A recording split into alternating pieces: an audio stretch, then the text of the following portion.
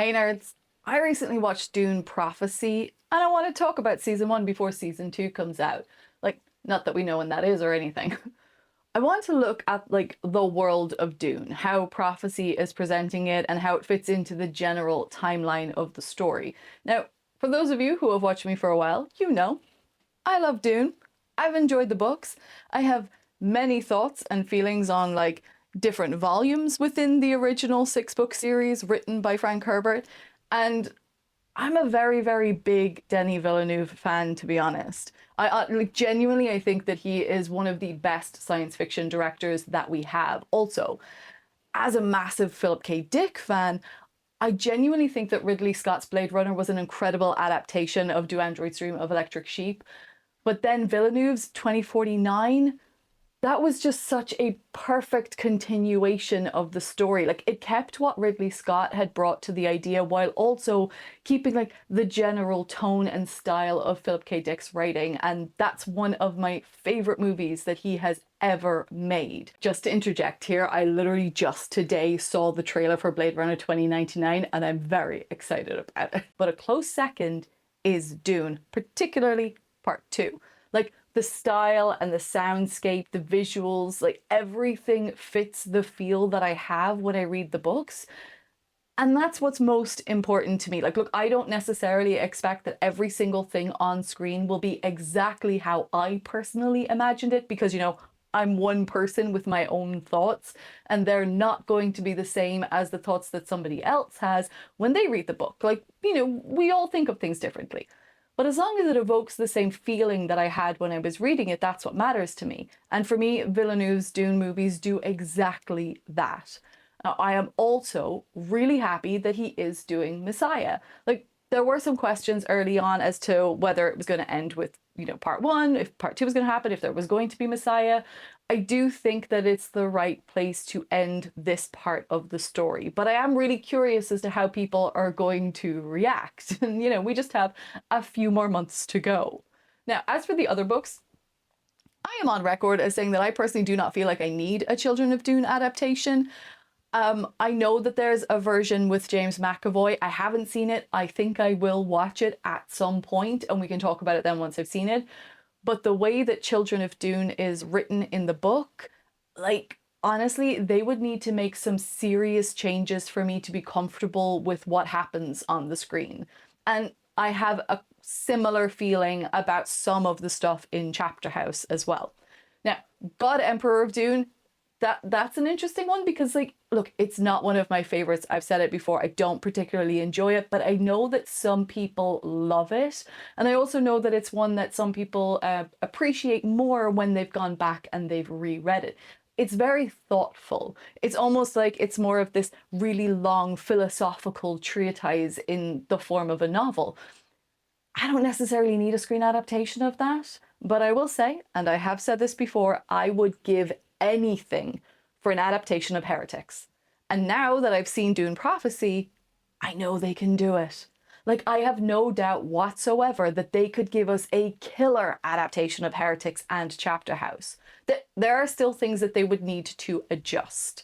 And there are concepts in those books that I think would need to be handled differently. But I do think the basic material could work really well as a television series. Okay, so that's the original 6. Dune Prophecy does not feature in those original Frank Herbert books. Now, I've said it before that I personally don't have any intention of reading every book outside of the original 6. It's not because I'm undermining anything that Brian Herbert and Kevin J. Anderson did or anyone else who might have written in the Dune world. It's just that there are a lot of them. I don't have time to engage with all of that extended lore. There are so many other books and series that are on my, TBR list. So I'm just, maybe someday in the future, but right now, just not vibing. There are plenty of people who do and who love it, and I support you guys wholeheartedly. So what that means is that I don't know how closely the storyline in Dune Prophecy follows the extended catalogue. My understanding is that it's inspired by the great schools of Dune, which were written by Brian Herbert and Kevin J. Anderson. But feel free to let me know in the comments how the show is holding up in comparison. But Don't spoil anything for me, you guys. I am very happy not knowing exactly where it's going and just enjoying the show as is. I'm Abby, I'm a physicist, and I talk about the science in fiction and pop culture. If that sounds like your thing, you should subscribe and follow along and do all the engagement things. Give this video a like.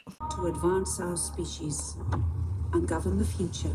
So season 1 is mostly about how the Sisterhood starts becoming the Bene Gesserit, and it takes place about 10,000 years before Paul Atreides, just after the end of the Machine Wars. Now, at the center of the story, we have Valia and Tula Harkonnen, two sisters from a disgraced house. The show sets up the Harkonnen and Atreides feud as something that goes all the way back to the war against the Machines. The Harkonnens feel that they were wronged during the war, while the Atreides were kind of like elevated. So before the Sisterhood story even begins properly, there's already this like older political wound happening. Now, the early Sisterhood that we see in the show is not yet the Bene Gesserit that we know from the main Dune story. Mother Raquella is the key figure here because she seems to understand what the Sisterhood could become. Now, in the main story of Dune, we know that the Bene Gesserit are trying to produce the Kwisatz Haderach through thousands of years of selective breeding. Prophecy shows us the early version of that plan, Raquella's breeding program, but it's being maintained using a machine. That's really important in the story of Dune because this is a society coming out of that machine war where thinking machines are supposed to be forbidden and feared. So the Sisterhood is already being built on a contradiction. Now, Sister Dorothea is the person who seems most clearly opposed to that. She doesn't want the Sisterhood to follow Raquella's path, especially if that path involves machines.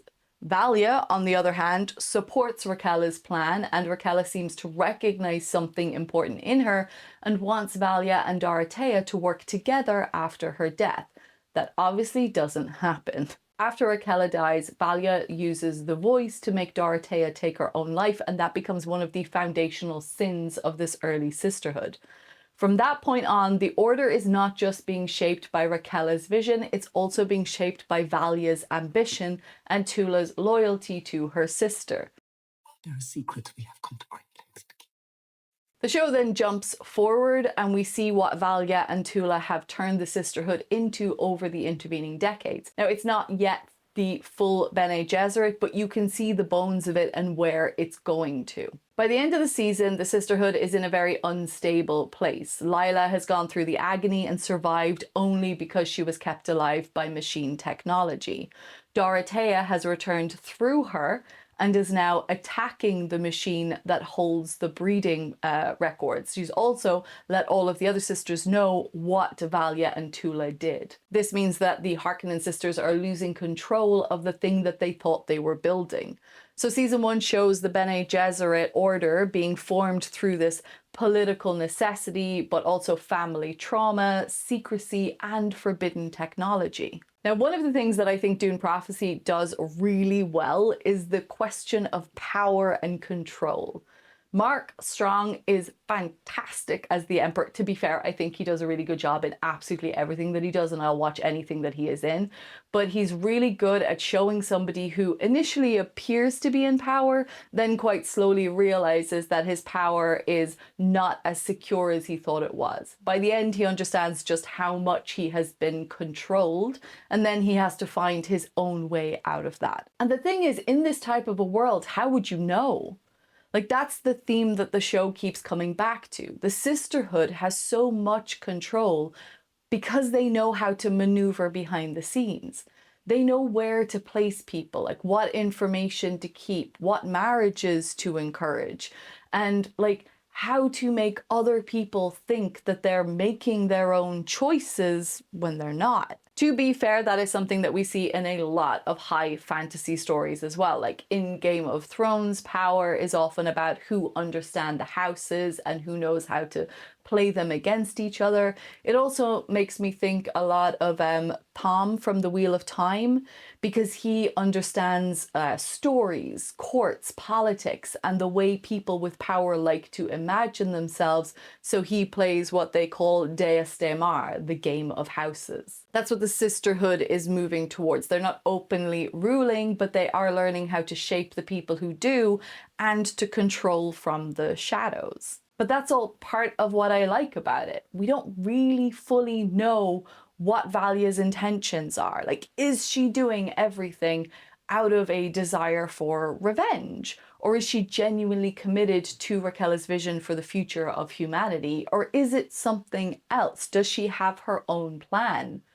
I don't think that the show has answered that completely yet, and I like this like slow unveiling of the truth. Dorothea is also another one where the motive is still really interesting to me, because she's clearly against Raquel's use of the machine, and she seems to see that as a corruption of what the Sisterhood should be. But is that all it is?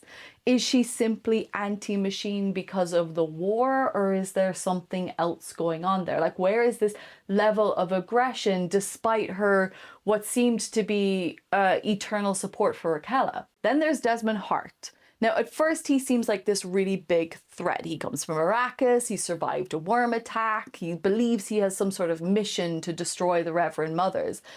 But by the end of season 1, it looks like he is also just another pawn. He has been altered by someone. His eye has been replaced by a machine, and he can trigger this virus or what seems to be a nanobot infection in other people, but we still don't know exactly who gave him that ability, or like why, and how the sisters and maybe like everyone has been infected. I'm kind of thinking via the spice trade maybe, but it's not entirely clear. So no matter who is trying to take control, there always seems to be someone else in the background.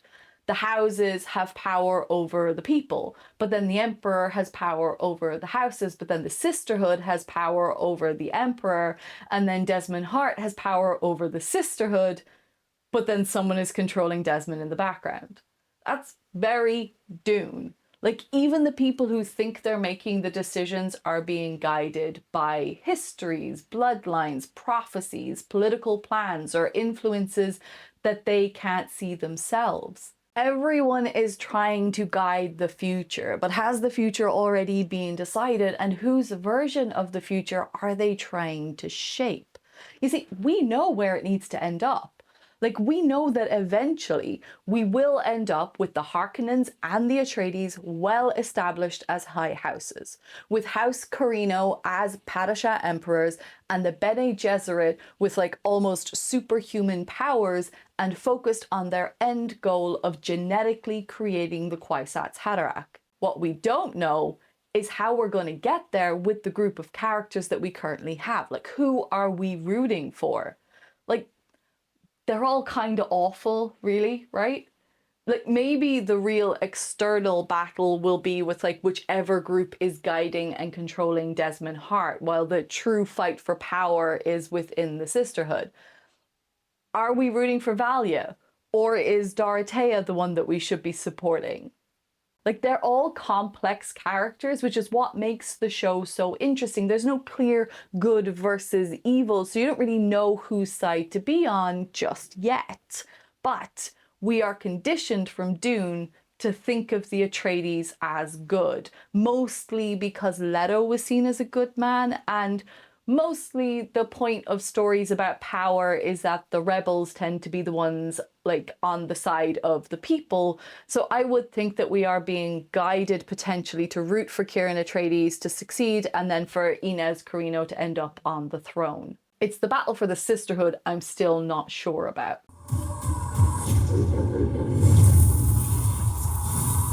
Now, the thing with Dune here is that it is science fiction, but it's also basically high fantasy in space.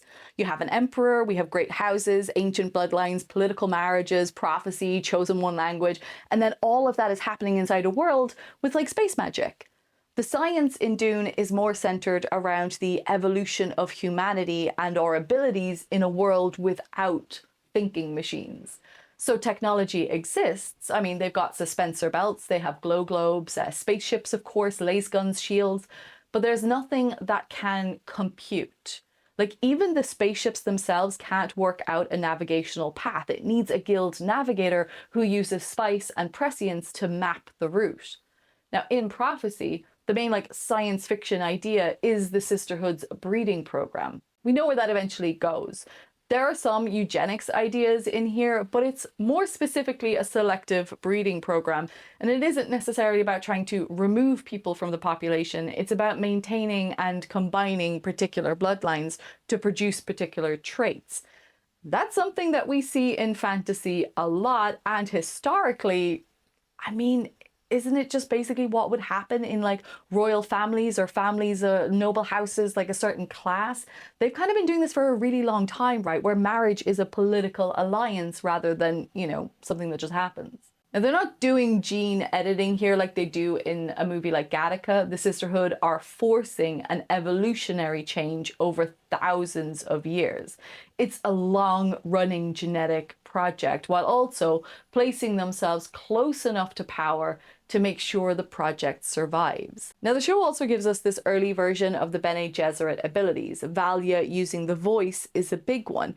We don't really know from the show or even from Dune how exactly the voice works. Is it a physical response to something about the tone or the vibration, or is it a psychological reaction where the voice triggers something in the brain, maybe paralyzing the person, like a blocker on the receptors in the brain so that the person can't form the connections themselves, but then the voice command creates the pathways?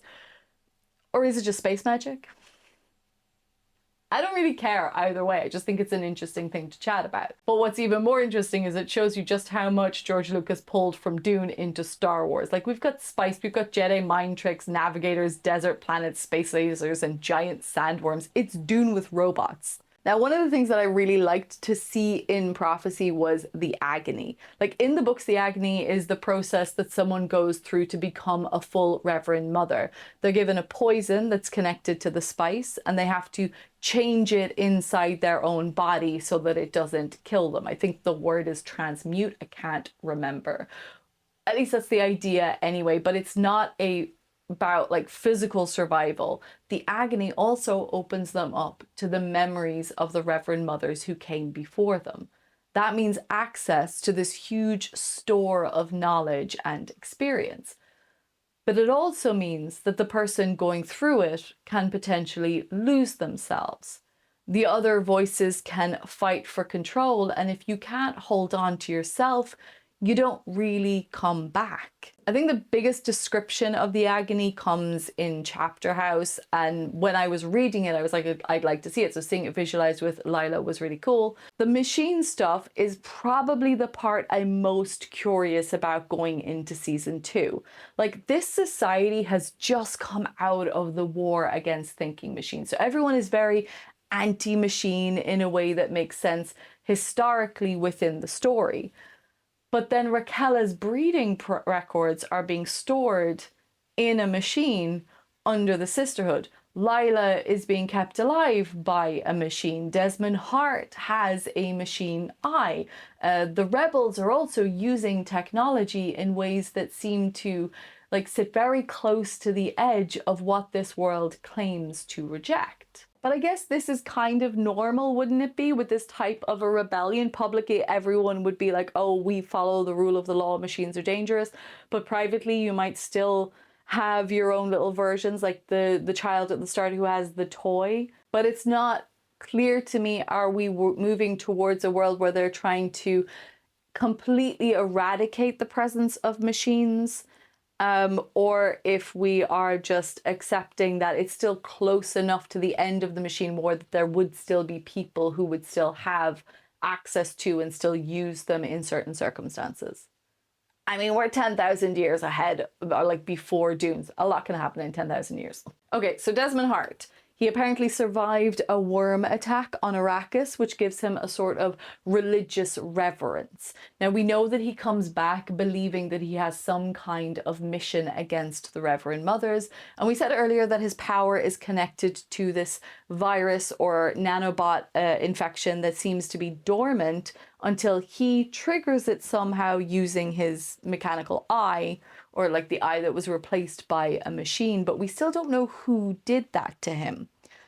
Now, from Dune lore, I will say that my first thought was maybe like the Tleilaxu or the Ixians, but I'm not really sure about that because like the Tleilaxu are the ones with things like Golas and axolotl tanks, and the Ixians are then more associated with technology of some sort, but I don't remember either of them being described in the original 6 as like secretly using machines in this way. Or are we just looking at the machine that they used on Desmond wasn't a thinking machine? I don't know, it looks fairly robotic to me. At this point, I'm happy not knowing. Like, I just want to see where the show takes it. Then we have the prophecy itself. Now, I'm assuming that this is connected to Leto II, or at least that's what it looked like to me with, you know, the eyes and the vision. The acolytes are having the same dream, they're drawing the same images, and it seems like some form of prescience is coming through. Maybe this is the beginnings of prescience. And if that is pointing towards Leto II, then it makes sense that the Sisterhood would be terrified without fully understanding why.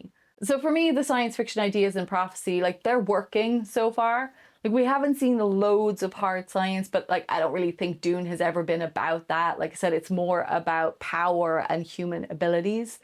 But the question is, does it work as a prequel? Well, the challenge any prequel has is whether it can logically thread the story through to where we know it has to end up. Now, the advantage that Dune Prophecy has is that it takes place like so far before Paul Atreides that the show has like a lot of room to move. It's got 10,000 freaking years. We know where the Harkonnens end up. We know where the Atreides end up. We know, as I said, House Carino stays in Imperial power for a very, very long time. And we know what the Bene Gesserit are eventually trying to do. The question is whether the show can make that path feel satisfying enough for us as, you know, fans of the original series. So far, I think it can. Like, I genuinely do feel like the way that it's been handled is really well done and the cast is fantastic. I like seeing the early shape of the Sisterhood. I like seeing them slowly becoming the hooded, veiled Reverend Mothers we know from the main story. I also like that it's spending a bit of time with the machine war and the aftermath of it. We don't really know the full details yet, but we can see that people are still like reacting to it. And that makes the use of the hidden machines inside the Sisterhood much more interesting. And look, the visual side of the show is still working for me. It is like, it feels like it's connected to the world of Dune without trying to be a copy of Villeneuve's films. It does feel like it belongs in the same universe. But again, like I said, they've got 10,000 years separation between them, so they have room to have differences. Now, I was surprised that there was a season 2. I thought it was a limited series. And I didn't really see many people talking about it. So in saying that, I'm not even sure if many people are going to even see this video. But I am happy that it's continuing. I'm really tired of shows just being cancelled before they've had time to like become anything. If you want legacy shows and like big epic stories, you have to commit to them for longer than just one season. Now, from what I can find out officially, season 2 has already started production or it's filmed. And apparently it will be 8 episodes. Now, I haven't seen anything about a release date yet, but it is saying late 2026, early 2027 for a release. So overall, you guys, I am very much a fan of Dune Prophecy so far. I like how it's handling the story. I like how it's building the Sisterhood. I like the machine mystery, and I like that it understands Dune as a world where power is never simple. But what I want to know is what you think. Like, have you actually watched it? And if you've read the extended books, is this based closely on a specific storyline, or is the show just like kind of inspired by and taking its own path? And when I say that, I'm not asking you to tell me what happens, you guys. No freaking spoilers, please. Now, if you did watch it, did you enjoy it? Let me know what you think and let me know what you are currently watching. If you enjoyed this, then you might like my video all about Holtzman shields and lace guns, or you can check out my review playlist here. Fair warning, most of the videos in here are pretty old and pretty science heavy. I'm really working on trying to do more videos like this next to the videos where I do the science deep dives. If there is any movie, book, or TV show that you would like to recommend or you would like me to do a review of, please do let me know in the comments. Thanks for watching. Stay nerdy. I run a school for young women. We're not a threat to anyone.